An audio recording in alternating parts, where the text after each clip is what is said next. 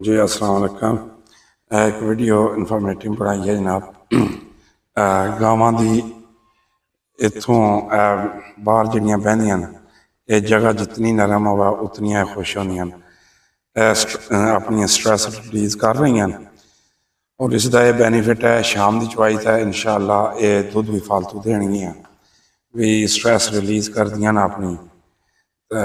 ये जितनी कोशिश करा करो अपनी जमीन जिथे गावां बहंदियां उसनों ट्रैक्टर की मदद नाल ना वाया करो।